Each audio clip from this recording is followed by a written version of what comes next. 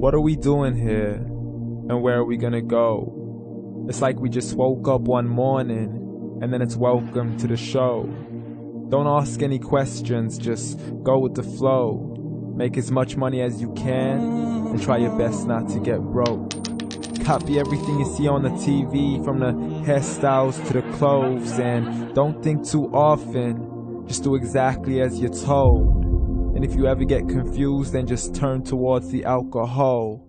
You'll still hear your thoughts, then just turn up the radio as you learn to live a lifestyle of drugs, sex, and rock and roll. But in all honesty, I just need to know, is there more to the cycle than growing and getting old? Living and dying just to leave behind a happy home and a whole lot of property that somebody else is going to own. I just really need to know before the casket's closed, 'cause I'm not willing to gamble with my soul, nor am I ready to take any chances. These are just simple life questions, and I'm just searching for some answers.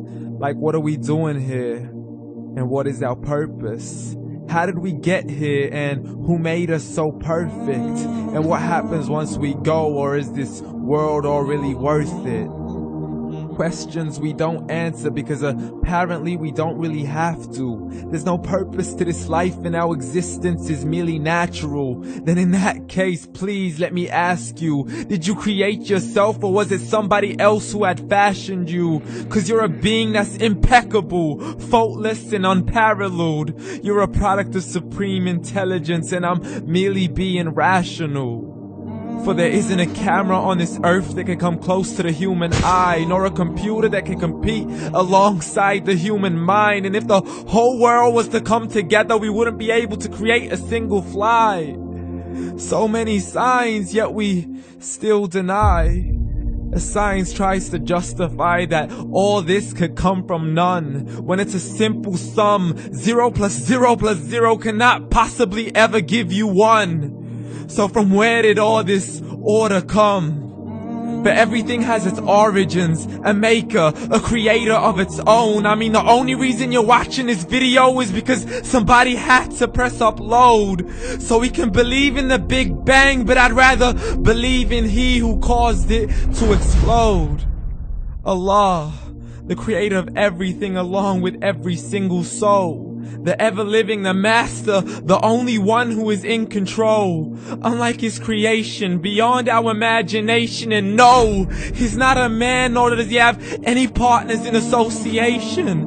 He's on his own. And no, he did not ever leave us alone. Just like every manufacturer, he left us with an instruction manual. The Quran and Islam, and I'm sorry to jump to conclusions, but it's the only one possible. The only definition of God is the one and only supreme being. It's logical, a book with 0 contradictions, with miracles that are both scientific and historical, all revealed over 1400 years ago.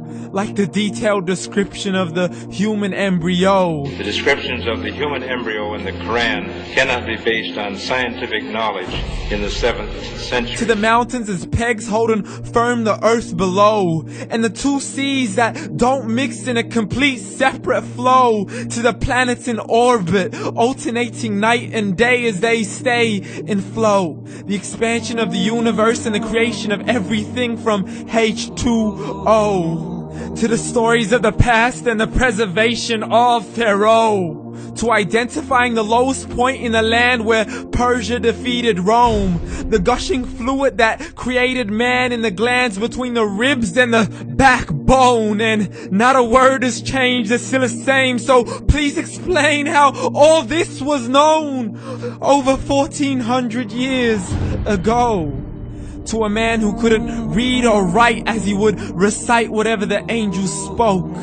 And if you still don't believe, please try to come up with something that's even close.